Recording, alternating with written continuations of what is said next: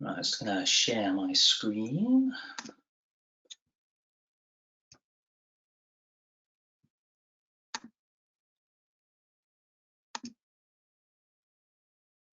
Right. So, welcome to the Overcoming Self-Doubt workshop. Just a little bit about me. My name is Stuart Nunn, and as you can see, I have a company called nunsnlp.com, and I was asked to host this session about overcoming self-doubt. So this workshop, what we're going to go through is my intention is at the end of this like short training. So we're going to go for probably around about sort of an hour and a quarter to hour and a half. So don't worry if you need to duck out. I'll keep going, and all this lovely information will still be there for you. So by the end of this, we're going to give you a newfound sense of confidence. So this is all about overcoming self-doubt. So sometimes you doubt yourself, you're not feeling certain. So this is going to give you some confidence and knowing you've made some right choices. Clarity, nothing worse than being confused about what's going on. So this is going to give you a bit of clarity. And inner strength to deal with your external frustrations. There's nothing worse when the outside world is hitting you with all sorts of things and you're just not strong enough for it. So this is going to give you some inner strength as well. What I need from you, and I hinted at it earlier, is definitely some paper and a pen. And particularly a bit of paper that you don't mind getting rid of. I'll explain a little bit later on. And even more importantly, is an open mind. I'm going to be talking about stuff that you probably may have heard of before, and you're going, yeah, I know that. But knowing and doing are definitely two different things. And there might be some stuff that you've never heard of, and you're thinking, whoa, where's he going with this? So that's the open mind part. So keep that very open as we go along. Okay, so how did this come to be? That's me. I'm leaving my 9-to-5 job many, many years ago. I work for a company, a UK railway company, and I was really sort of beaten down into sort of not knowing about what I could do with myself. I had lots of self-doubt until I came across this thing called NLP, and in particular NLP for kids. And I work with NLP for kids on a regular basis, and I go into different schools and also do one-to-one sessions with children dealing with all sorts of things. And I just posted up those just to show you the kind of things that I get up to. Some of them from head teachers, some of them parents, and when I get that, it gives you a lovely fuzzy warm feeling. And it's not there to sort of boast about what I can do. It's really there to show you that I have done this and it works. And in particular, it's when it hit me that if I'm doing all of this lovely work with children and helping children in schools and in one-to-one sessions, there is one important group of people that are missing out, and that's the parents. And I thought to myself, imagine if I could help and do what turn what I do with children into something I can help parents with. And I came up with a really simple workshop.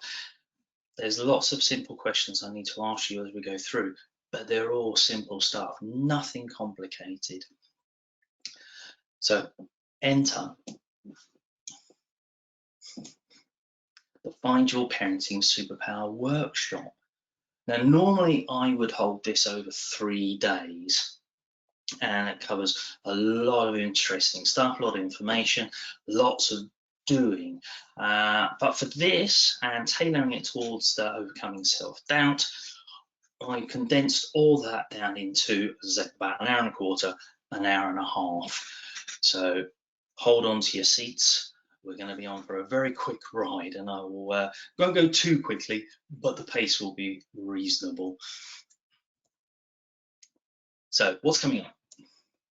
So throughout our time together, my goal is to make a big impact in you in the following ways. So what is your parenting superpower? What are you really good at? What makes you tick as a parent? And we'll help you define that and refine it, and then get it supercharged. Dealing with your inner critic. Oh my goodness, there's nothing worse about the inner critic. It's always there. It destructs you. But I'm going to show you some lovely ways to deal with that inner critic. And they're one of my favorites. And as I said right at the beginning, there's one part, is your self mandala. This is my favorite part of the 3-day course. It comes on the last day, so we build up to it. But I won't spoil anything now, but it's a great way to discover what makes you brilliant. So to that end, I do hope you have got your pen and paper to hand. So we're going to go launching straight into an exercise, and that is letting go of the past. So important. We hold on to stuff. We have a lot of baggage that we carry around with us, and we don't need that. So this is a great way just to let go of it. So I want you to do the following. Grab that pen and paper. I keep on going on about this. Okay. Write down anything about yourself that you believe is holding you back in your life. Now, sometimes that is a good thing, and sometimes that is a bad thing. It's invariably a bad thing that's holding you back. So, get ready with that. And I'll give you just a couple of minutes to write those things down. And it could be a list of 3, it could be a list of 5.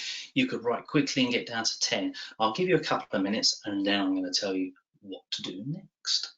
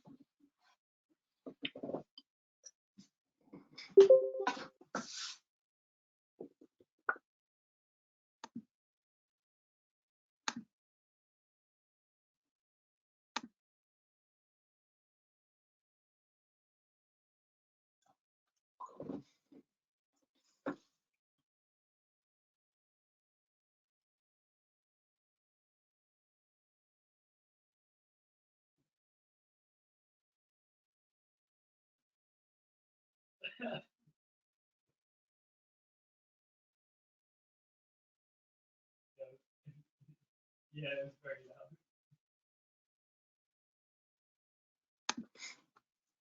Right, okay, so that's a couple of minutes there.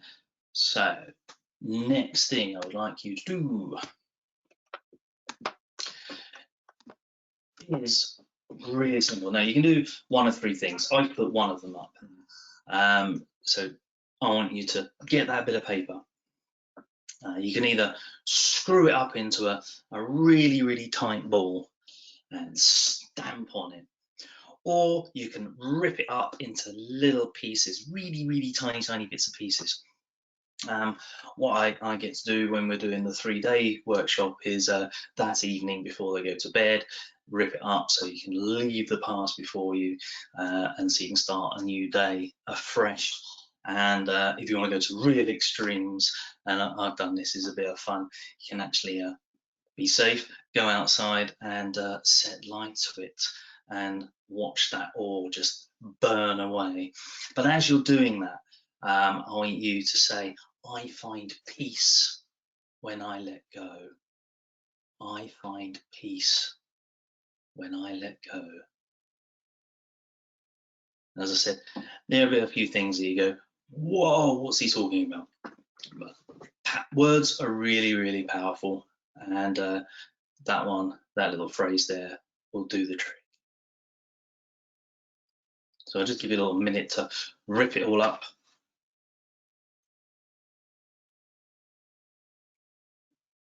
Tiniest pieces that you could possibly go.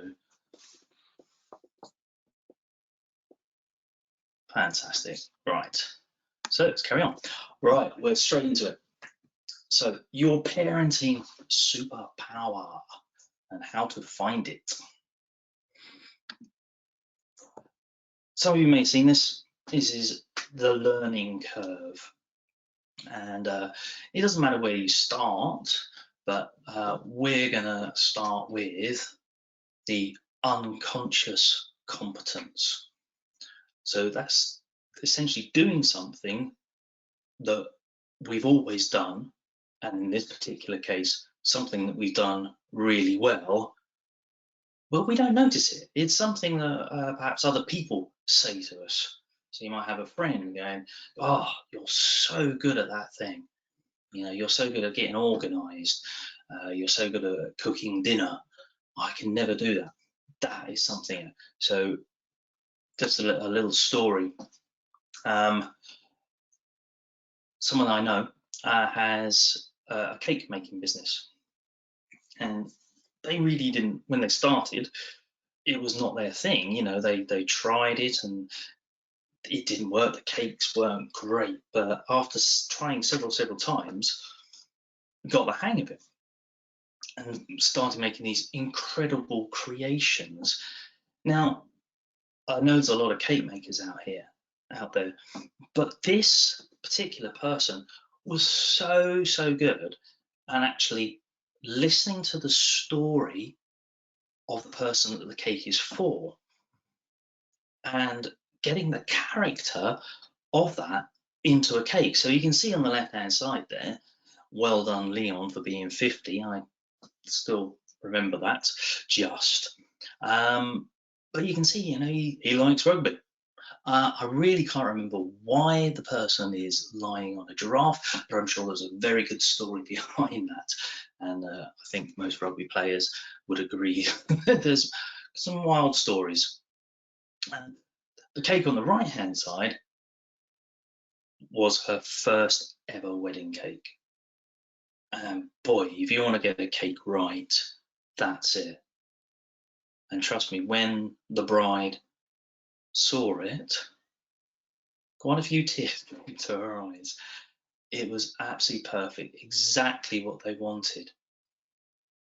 Now, when I pointed out, you know, you're so good at making these cakes, and in particular, you're great at listening to the stories of what they want and actually reinterpret it in cake form, that took her back. She hadn't thought about it. And that is it is unconscious competency. So we went back to the other slide. So you could say you go with conscious incompetence. I really know I want to do this, but I'm doing rubbish. So that's when the cakes were starting to be done, and you know, the decorating wasn't great, it was a bit haphazard. And then conscious competence, you can do it, but it involves a lot of effort. And then the unconscious competence, you know, doing this thing, it is automatic. And then you get the unconscious incompetence, where you're just doing it. You know, it's second nature. So, question for you now.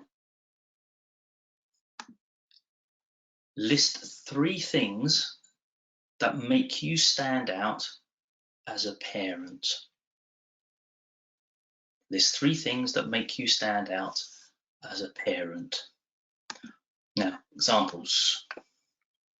Myself, I've got a strapping 16-year-old who's going through, well, he's just done his mocks, he's leading up to his GCSEs, and then this time, you know, he won't be sitting exams, he'll be doing assessments, and it's all different and change for them. And I don't know how old your children are, but it really doesn't matter what age they are. For me, listening to others without judging, it's part of my job. You know, I have a client in front of me, there's a child, a parent, a teacher. I listen. There's no need to judge because they're just telling me. Another example is empathy. You know, empathy is, I get it. I understand their situation and their current perception. And patience. The repetition of going through something again and again and again, and just to mix it up, we might do it in a totally different way, but that will help. So it's the patience. So for me, the 3 things that I feel I'm good at is listening, having empathy, and having patience. So just to go back to that question again, is list 3 things that make you stand out as a parent. And I'll give you another couple of minutes there to think over that, write your answers down.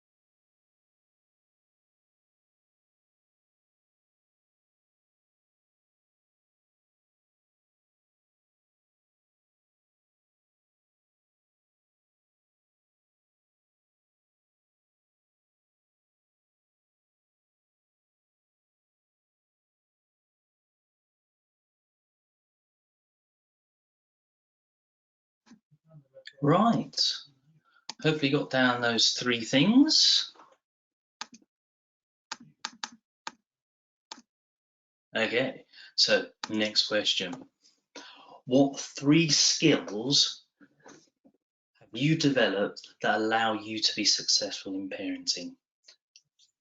So what 3 skills have you developed that allow you to be successful in parenting. Again, here's a little example where, so routine. Routine's so important. I'm sure you'll agree, but keeping to that routine is a little bit harder. But from getting up in the morning, having your breakfast, doing that, your body, your brain knows where you are.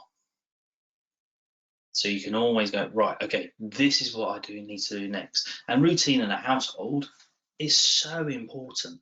So whether it's that we always eat at 7 or earlier, or bedtime is at this time. And in particular, sleep time is very key. And making sure you go to bed at the same time, it really does help your body and your brain know when it's supposed to rest. Encouragement. So good at encouraging is one thing, saying you've done a good job, well done, and leaving it there, but actually pushing them to do a little bit further. So yeah, okay, do one more, see how you get on. And it's amazing what you'll get back from that when they do it. And positive in attitude, positive in action. Things are going to go sideways sometimes, and your child or children are going to look to you to see how you handle that situation. So it's really important you actually deal with it in a positive way. So over to you. And just to key you up with those questions again, that question, what 3 skills have you developed that allow you to be successful in parenting? I'll give you a couple of minutes again.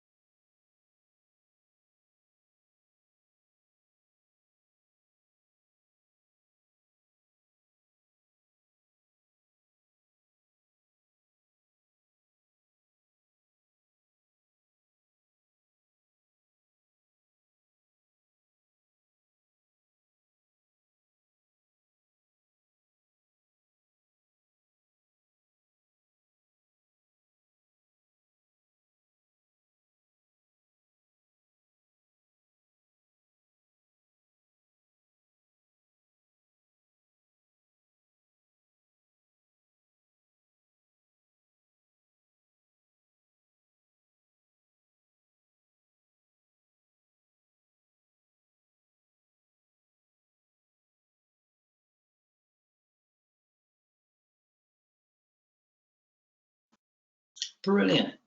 Right, okay, on to the next question.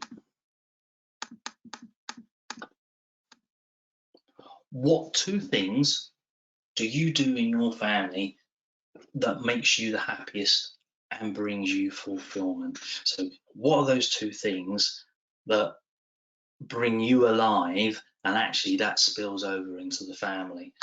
Now my one is Sunday lunch. Every Sunday, and that goes back to having routine as well, is actually being around the table, chatting, laughing, sharing what we've done with the week, because not always we can get together around the table. But Sunday lunch, we do. And whether Sunday lunch turns into Sunday dinner, who knows? But on Sunday, we get together. And silly time, not being serious, telling the silly jokes. For me, I've got plenty of dad jokes, and I got told to be quiet the other day because I had too many of them. And it's downtime as well. It's it's nothing serious, and it's a break from all of the schoolwork and things that might be getting on top of you. So those are for me two things that make it really stand out for me and bring me sort of heartwarming feelings. So over to you. I'll just give you a minute or so to do this one.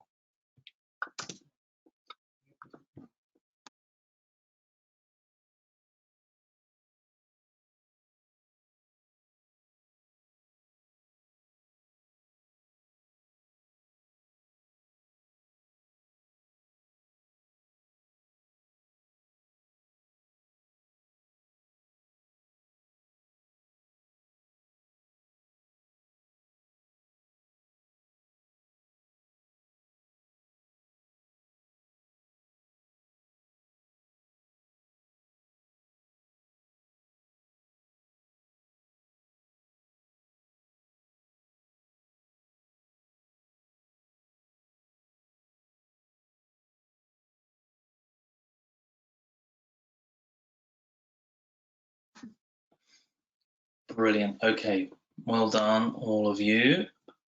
Okay. Last question is, what are your stories?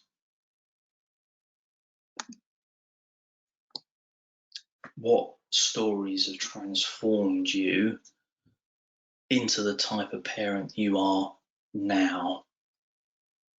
Now, me, that phrase there, "Is Daddy sleeping here tonight?"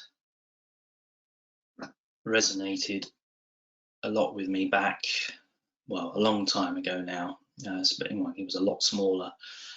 But I used to work late in London, come home probably about 8, 9 o'clock in the evening, especially if the trains weren't working very well. And I would leave incredibly early in the morning.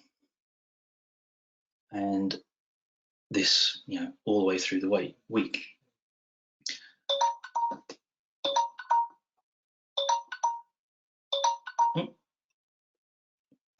And what that happened was one day that I came home and my wife said to me that he had said, "Is Daddy sleeping here tonight?" And that really got me right between the chest and pierced the heart, And it was at that moment I said, no more. No more are we going to be working late and losing my time with my son. So that's the kind of thing that has shaped me and the way I do my parenting. Now, there may be some stories that you have that have taken you aback and changed your thinking completely. And have a little think about what those stories are. Write them down.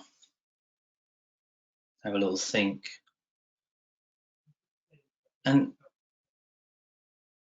if you don't have a story like that, or something similar, something that's like made you think about how you want to do things, think about a type of story that you would like to tell yourself that would make you feel that you are a great parent, a parent with superpowers. So I'll just give you a 30 seconds or so. So I feel we might run out of time.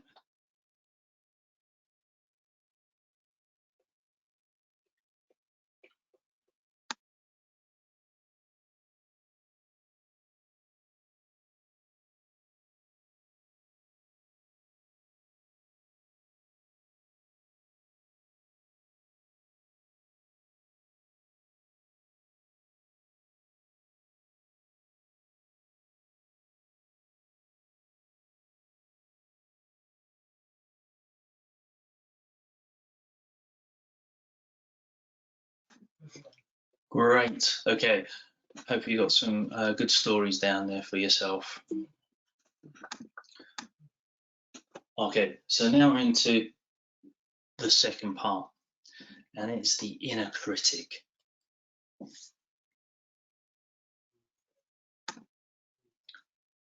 A stark realization. I have bad thoughts all the time. Sometimes I have good days, and sometimes I have really bad days. And I bet you all the same. We all have these types of thoughts. And I'll tell you why that could be. So in NLP, we've got a thing called the communications model. Now, I'm going to talk to you about this as I would perhaps a child. Don't feel like I'm dumbing it down, because as I frequently sort of say, I get it. When you understand things from a child's point of view, it makes it simpler for us as adults. Okay, I pay no apologies for doing it this particular way. So if you take where you are now, if you have a good old look around you, look around the room and have a look what you can see. There might be like a door, there might be a television, you've got your device in front of you, whether that's a laptop or a phone. All of those things are part of life. Now, scientists say that there is between 1 million and 1 billion bits of information coming at us all the time, and there's nothing you can do about it. It comes at you, and that's all part of life. Now, there are 5 different ways that we take on all of this information, this billion bits of information. Now, these bits of information, by the way, could be small bits, they could be big bits, all sorts of sizes, but they're there. So there are 5 ways that we take all this in, and I think you may get them if I said there's something to do with seeing, hearing, touching, tasting and smelling. Yeah, that's right. They are the 5 senses. Some people say we might have a 6th sense. I'm kind of halfway there with that, but 5 that we know of. So those 5 senses come at us, but they take on that information. But there is still no way that our brains, however amazing they are, is going to take on a billion bits of information. So there is a number that these scientists say that we can take on, and it's somewhere between 5 and 9. So make it nice and easy. That's 7 things, 7 bits of information that we can take on. But hang on a minute. If there's a billion, but we can only take on 7, what happens to the 999,999,993 bits? Do they disappear? Do they go poof, never to be seen or heard or touched or smelled or tasted ever again? Kind of. But they never ever disappear. Our brains have things called filters. You can see 3 of them there. So the 3 main ones are delete, distort, and generalize. Delete is a really easy one. A quick exercise. I don't know what your room looks like, but I want to take a guess. Maybe a bit of a mind read. So I want you to have a look around and try and see all the red things around the room. And you might want to shout them out or keep them in your head. Have a good old look around. You can look behind you. Cool. Now, next step. Close your eyes And please, no cheating, don't open them until I say so. So, with your eyes closed, now call out all of those red things that you saw.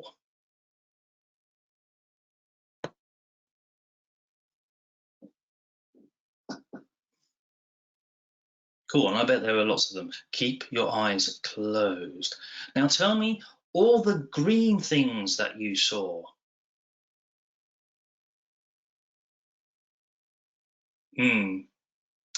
Maybe not so easy. Okay, so you can open your eyes now. Sometimes I forget to say that, and the eyes stay closed for quite some time. So open your eyes, cool, and you might see some green things around you, certainly more than you would have seen before. Now, the thing is, the way our minds work, if all the red things were the stuff that perhaps, as a metaphor,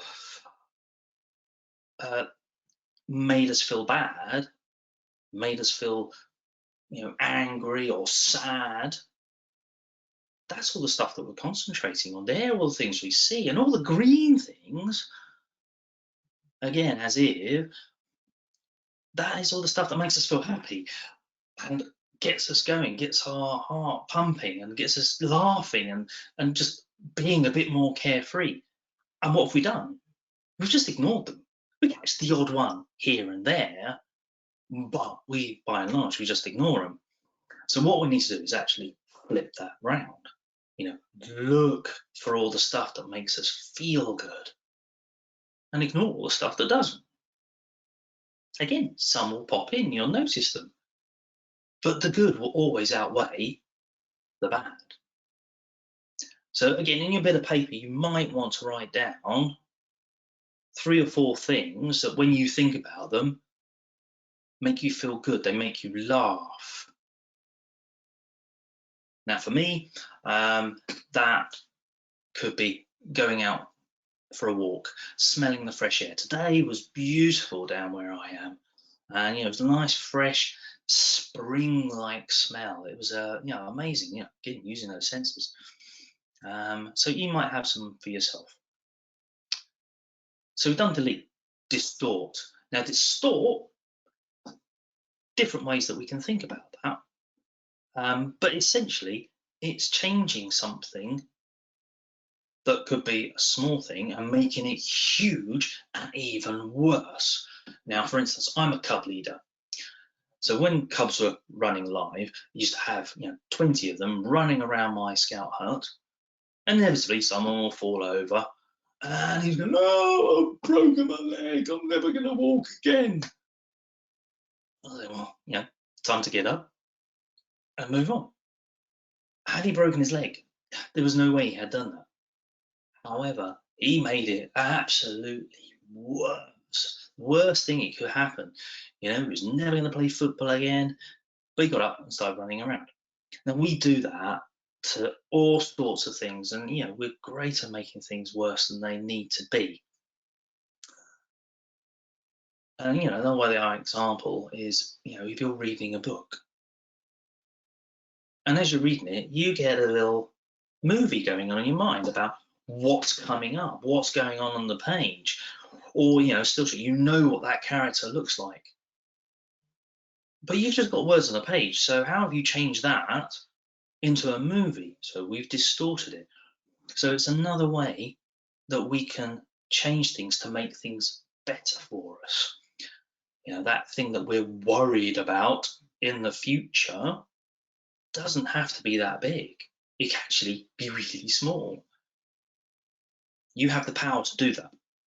And generalize. Easiest way to generalize is you may hear yourself saying this, you may hear other people saying, "Oh, I always do this, I never can do this right."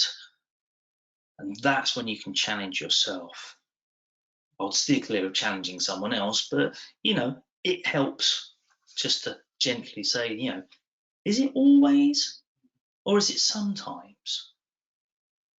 And if it's sometimes, is it on the odd occasion? And you can lessen that. But you can flip it around again, just like the other two. When I go out, I always feel elated. I smell the air, I feel alive. That's why, when people go for runs, they have that endorphin kick. It's something they feel good about. Right. We won't go into all the other stuff under the word generalize, because that is really quite advanced and not for now. But once you've sort of done all that deletions, you've got your 7 bits of information, you're left with your thinking. And under the thinking, you've got feelings and you've got body. And those arrows are interlinked for a reason. They're all interlocked. So if, let's go for a hypothetical example, you've had a bad day, things aren't going right, your thoughts are pretty rubbish at the moment, your feelings, oh, why bother? Can't be bothered. And your body, and you can see how I'm sort of sitting in the moment, the shoulders come slouching forward, you talk, and everything's just so slow and awful. But the other side is, you had a really good day. You've done something that's really gelled with you, and you've made it. Your thoughts are lifted. You're feeling great, and you sort of sit up and you move around. You're energized. And one of the things I say is the quickest way to make yourself feel better is actually move the body. Do something different. Just looking, out somewhere, something different, getting up, moving around, doing a little dance on the spot. It's not going to take you from to hee, but it will move you closer. And with that closer, you can get to that, hey, I'm feeling really good now. But you've got all of those things. You've got thinking, my feelings and my body, and that takes you on to, well, what kind of behavior are you doing at the moment? Is it great? Maybe not, especially if you're not feeling good, and the result is going to be even worse. It's not going to be the result you want. It's the one you're going to get, but it may not be the one you want. And if that result is external, the person in front of you, if there is someone there, is going to see you. And you're going to look at them, and them looking at you, and you're going to take on a whole new thing of life. You're going to start deleting things that you don't want to delete. You're going to distorting, oh my goodness me, what do they think of me? But again, if you've got those happy thoughts, your behavior's lifted.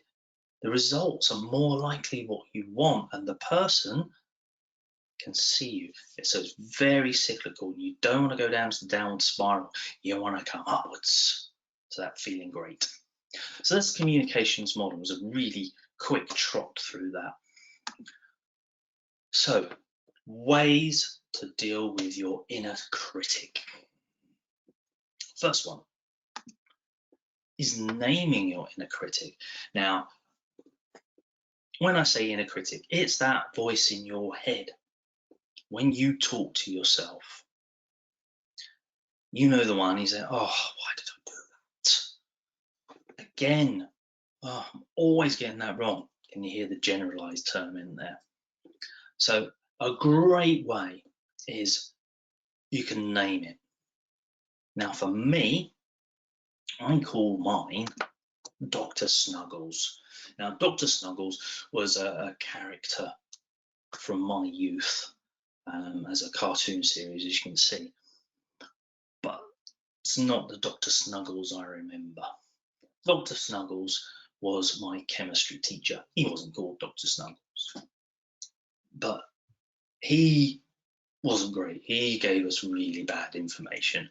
He always talked about himself all the time, and we struggled to get any lessons out of him, and that's not great. So when I'm talking to myself, I'm going, oh, Dr. Snuggles, it's time to be quiet, or more to the point, shut up. So that's one way. So you may want to have a name. Now, it could be someone that you know and you really don't trust anything they say, or it could be someone, a celebrity. It could be Donald Trump. whether you like him or not. It could be someone else, but come up with a name. So when that voice comes up, all you hear, for me, like me, Dr. Snuggles, you hear your one.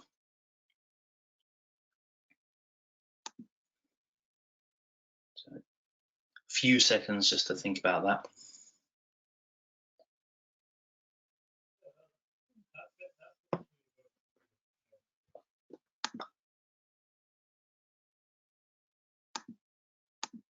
Cool. All right, option 2 is the pattern interrupt. Now, say for instance, you've come in and you've had a bad day, or you're throughout the day and you get that voice coming in your head and it's talking loudly and really beating you up. You need a pattern interrupt. For me, it was a squirrel. Why a squirrel? Why not? I always think about the dogs. In the film Up, I think it was, there was a dog. He went, and he was, and it immediately takes your attention off of what you were thinking about. So if you get that voice coming up, I want you to immediately click onto something that you can think about instead. This is a habit. It's not something you're going to do straight away. That comes down to the conscious competence. You're really thinking about it, and you're going to work through to the unconscious incompetence. So have a think about what your pattern interrupt would be.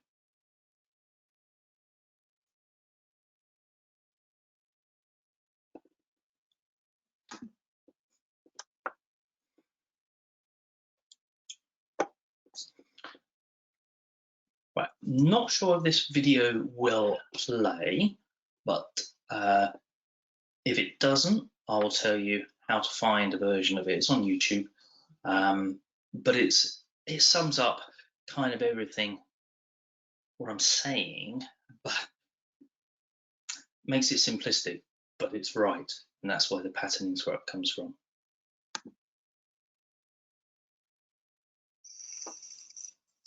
Dr. Switzer? Yes, come in. I'm just washing my hands. I'm Catherine Bigman. Janet Carlisle referred me. Oh, you're the live in the box. Yes, that's me. Should I lay down? Oh no, we don't do that anymore. Just have a seat. And let me tell you a bit about our billing. I charge $5 for the first 5 minutes. And then absolutely nothing after that.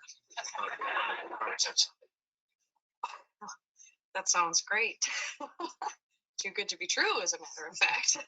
Well, I can almost guarantee you that our session won't last the full 5 minutes. Now, we don't do any insurance billing, so you would either have to pay in cash or by check.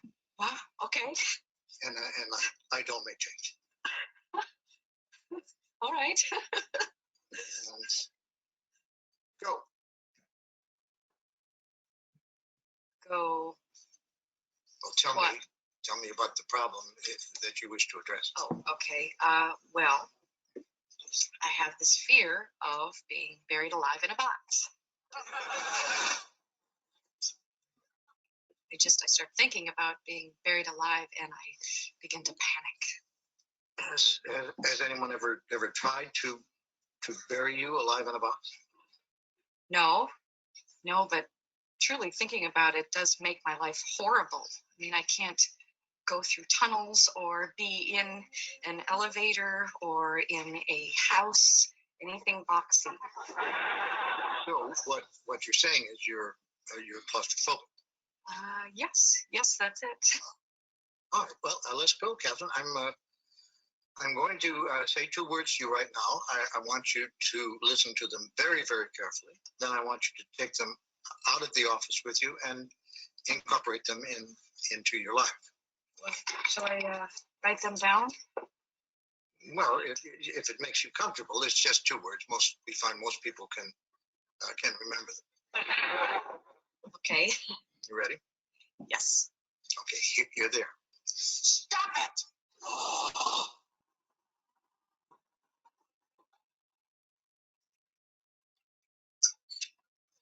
Stop it.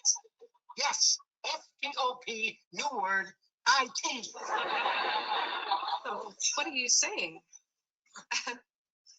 You know, it's funny. I say 2 simple words, and I cannot tell you the amount of people who say exactly the same thing you're saying. I mean, this is not Yiddish, Catherine. This is English. Stop it. So I should just stop it. There you go. I mean, you don't want to go through life being scared of being buried alive in a box, do you? I mean, that sounds frightening. Yes. Then stop it. Yes, I mean, it's been with me No, since no, no, childhood. no. We don't go there. Just stop. So I should just stop being afraid of being buried alive in a box. You got it. Good go. Well, it's only been 3 minutes, so that will be $3. But I only Okay, we'll leave it there. But you get the idea. It's the pattern interrupt. So for him, it's Bob Newhart. Stop it. If anything comes up in your brain, just say, stop it, Dr. Snuggles, or stop it, look somewhere else, look for the squirrel. It sounds so simple, but he was saying, it's just 2 words, stop it. Way I help myself and my pattern interrupt, as well as squirrel. As I came across this book, it was recommended to me, called Love Yourself Like Your Life Depends on It. It's not a long book, but I found it really revolutionary for me, and it worked a treat. It's essentially, you talk to yourself as if you love yourself. There's no point in beating yourself up. And he goes through a long story of why he came across this and how he developed it. But for me, if I get into sort of self-doubt sort of scenarios in my head, I say, I love myself. Because I do. And if I love myself, I wouldn't be going through all of these feelings. And recently, I've actually been changing it to say, I trust myself. I trust myself that I'm doing the right thing. Again, it's whenever those thoughts come popping in your brain, stop it. I trust myself. I love myself. So simple. As I said at the beginning, these are simple steps. So if you want to find the book, Kamal Ravikant, Love Yourself Like Your Life Depends on It. Okay, so what have we done so far? So we've let go of the past, we've ripped it up, we've shredded it, and possibly you've burnt it, but probably not in this time. But if you haven't done that, I really, really do stress that you go and do that. Whether it's burning it, it's entirely up to you. But write down all the stuff that you feel is getting in your way. Rip it up, screw it up, throw it into the bin. Whatever you want to do with it, but get rid of it. Step 2, we discovered your parenting superpower. So your unconscious competence, what you are good at as a parent. And what you're good at as a parent, do more of it. Trust yourself that you know what you're doing. And then thirdly, we've dealt with your inner critic. We've either named it or we've interrupted it. Now, there is a third option for dealing with your inner critic that I hadn't got around to sort of typing up and putting into the presentation. But I thought about it earlier because I was, thinking about today and doing this session, and little thoughts popped up. I thought, I know what I'm going to do. I'm going to get my mind to be silent. And it takes practice. But if you wanted to, find quiet in your mind, a really, really good way of doing it is sometimes it helps to close your eyes, but listen for something that is just out of your hearing. Now, it may be someone else in another room. It may be a sound outside, it might be the birds. For me earlier, it was the sound of the clock ticking. And you have to concentrate. And when you're concentrating on trying to find that sound, guess what? You're not thinking about other things. So there's a third one. Quieten your mind, listen for something. So that's where we're up to now. So we've done 3 steps. Okay, now we're getting into the real big stuff. So onto the self mandala. So what is mandala? Okay, the literal meaning of a mandala is a circle. And circle mandalas, they're one of the most sort of common ones that you can find.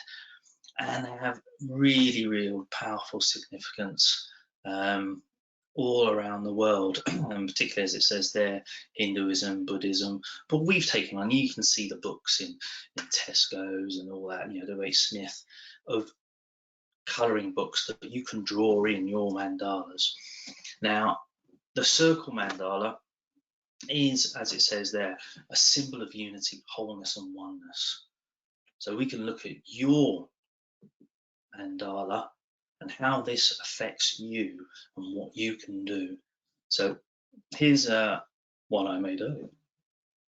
Oh, no, I didn't. I wish I did. So that's an example of a Tibetan mandala. Really, really intricate, very colourful, and I think that, if I remember rightly, is a medieval. So it's a very, very early version of it. But here's yours. It's not as intricate, it's not as detailed, but for you, this is your personal one. And as you can see, actually, as you look at it, your eye draws towards the middle. The middle is going to be the core of you. So I remember at the beginning I said, some things you may know and sort of, I've heard that one before. This may be slightly outside of your sort of zone, but stick with me. It is good to know. So start with the outside, your environment, behaviors, your skills, your stories, your beliefs, and finally, your identity, who you are. So we're going to go through each of these, and you will need your paper again. It's such a worthwhile exercise, and I'll go over how important it is to you. Firstly, we'll start off with models of performance, or models of parenting, maybe. So there's 2 types of models. One is the have, do, and be model. So an example of that would be, and this is the way I would say the majority of people, parents and everyone actually operates. So people, an example from a parenting point of view, you say to yourself, if I have a relaxed and confident child, then I can have fun. And then if I can have fun, then I can be happy and relaxed myself. So sort of taking that breaking down. So the have is only when I have a happy and relaxed child is that I can do the things I want to do with them or on my own. And then I will be happy and confident and relaxed and being the best parent ever. But it all depends on when or if your child is happy and relaxed. So it doesn't work. the other way is the, turning it on its head. The be, do, and have. So taking that same scenario, you can look at it differently. So when or if I am being happy and relaxed, I can do the things I want to do, and in turn, I will have a happy and confident child. The difference between the two, and you may have spotted it, is in the first one, you're waiting for something outside to happen. Guess what? It doesn't always happen. It certainly doesn't always happen when you want it to. The second one, the be, do, and have, guess where that starts off? Inside you. That's the inner you. So if you're being how you want to be, the world starts moving around you and things start happening in your favor. That depends whether you're being the positive side of things for you. If you're being negative and being cross, that's what you're going to get. And that comes back to the NLP communications model as well, of how you behave, what results you get, is how you view the world.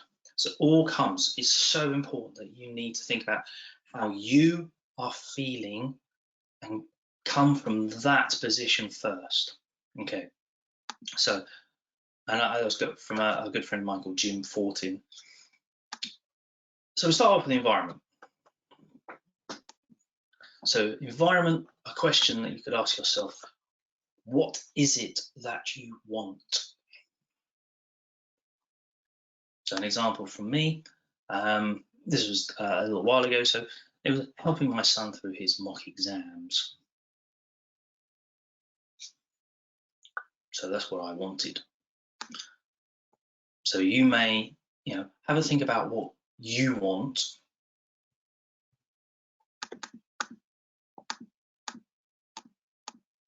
What is it you want? And write that down.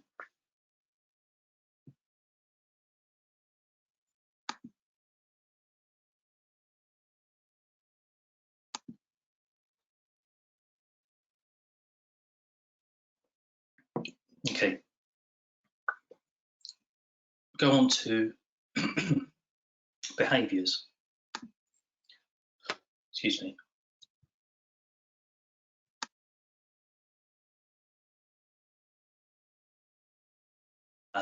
Okay, so behaviors.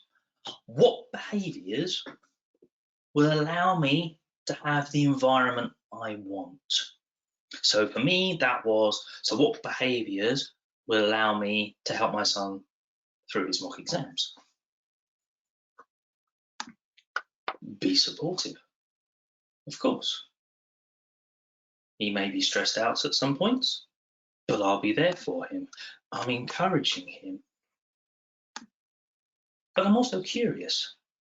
That curiosity is a great way to relate to your child and also relate to yourself. Because if you're being curious, it's a natural thing for us as humans to want to know something. And you go through that sort of moment of going, okay, tell me more about what you're doing. Okay, so that's behavior. So take a little moment and write what behaviors will you need to support the thing that you want.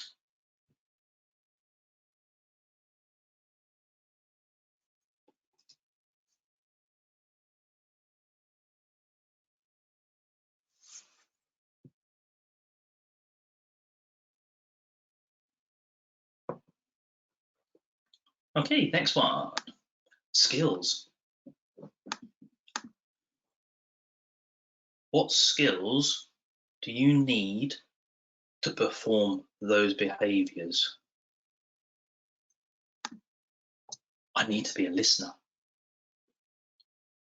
And you said that's one of my sort of superpowers. I need to be teachable.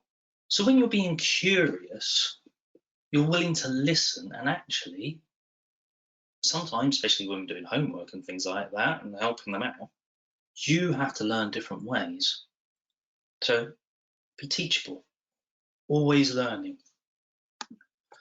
Positive language, use that positive language.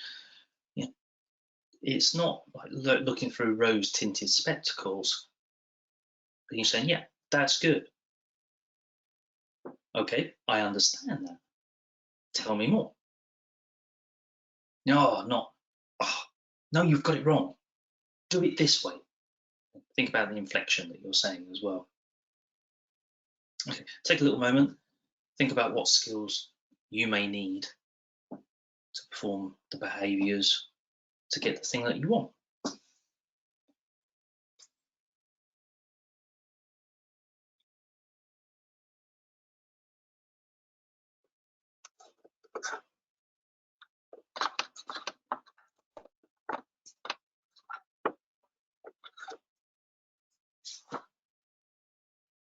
Excellent. And I know we're going at a fast pace, but I'm just looking at the time, and we need to, I want to respect your time as well. So stories. I think I talked about stories at the beginning of the presentation. So important. So what stories would I be telling myself if the thing that I wanted, the environment, had already happened?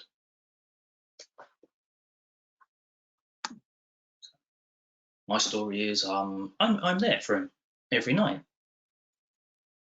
It goes back to, is Daddy coming home? Is he staying tonight? Yeah, that touched me. So I'm there for him every night. And I'm sure you are too. I'm interested in how he's done. After taking the exams, how's it gone? These are the stories that I tell myself, that I am that type of person. So have a little moment and think about what stories you could tell yourself, not the ones that you have told yourself, because sometimes they're not as constructive as you want them to be. Think about the stories that you want to tell yourself from now on.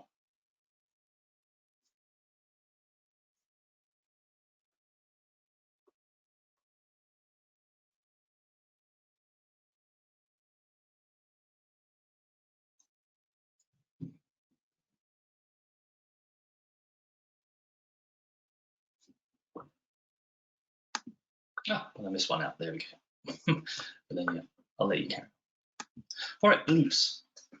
Next one.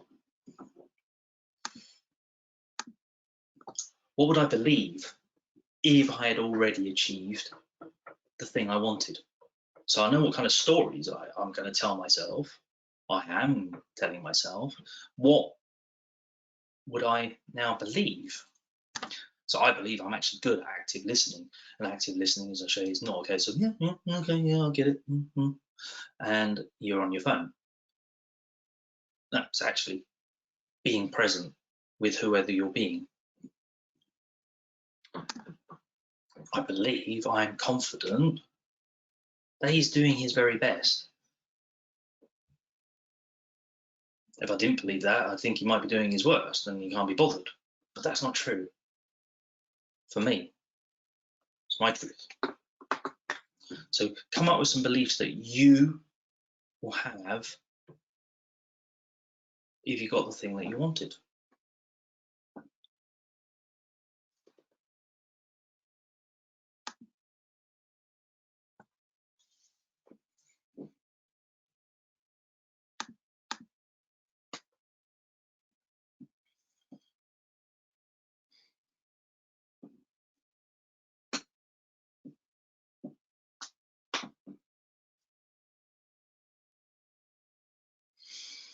Okay, cool.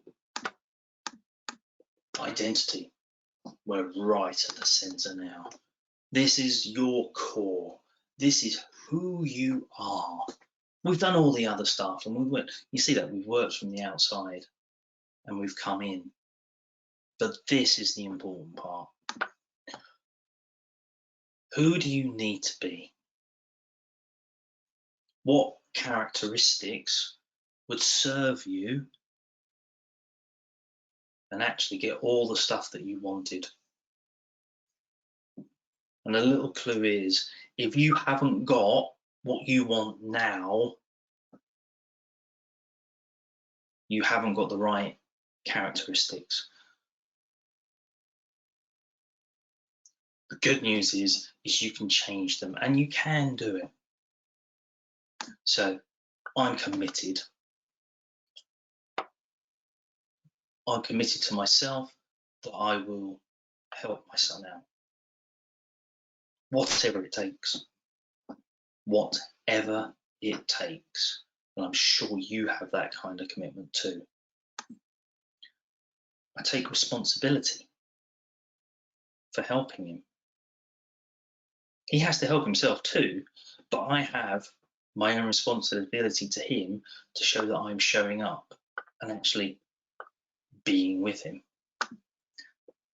And self-integral.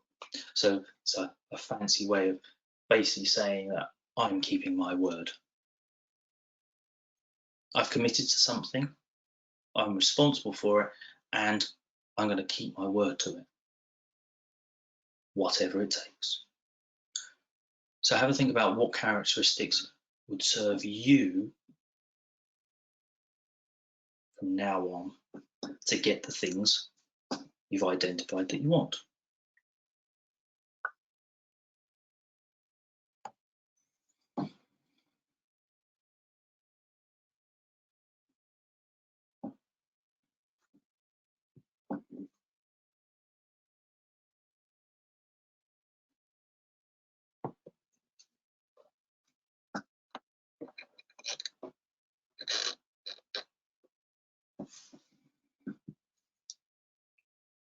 Well done. Okay, yeah, pause over to you. Okay, there are all the questions again. And if you want just another minute or so, just to refresh yourself, have a little write down, please do. I'll just give you a couple of more minutes.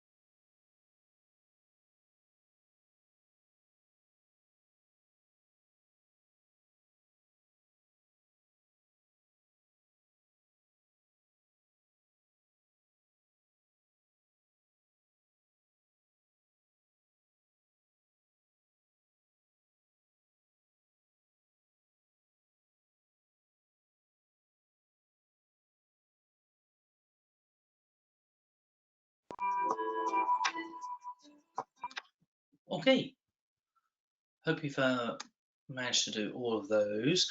It's a lot there, and I realise we've sort of zipped through it, but let's have just a quick recap on where we've got to. So step one, I said we've let go of the past. we've discovered your parenting superpower, and you've dealt with your inner critic now, and including the third one of, looking for that silence, hearing that silence to quieten your mind. And the last one, now you know who you need to be to feel that inner trust in yourself.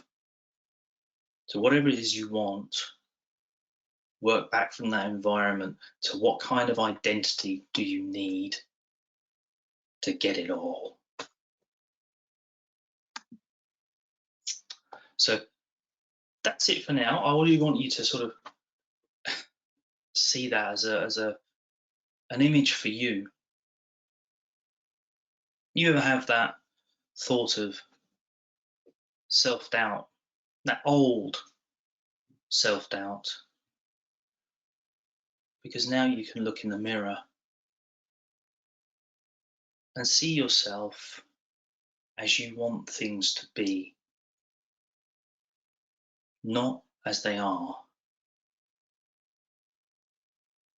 And you know how you want things to be. And you know the path that you can take. And every step that you do take will take you nearer and nearer to where you want. And you're being the person that you really want to be now.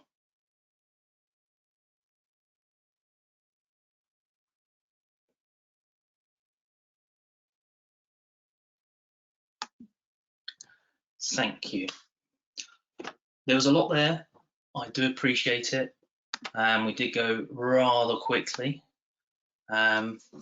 So what's coming up in the future for these types of sessions? Tomorrow, so as I understand it, there's a quiz all about ADHD.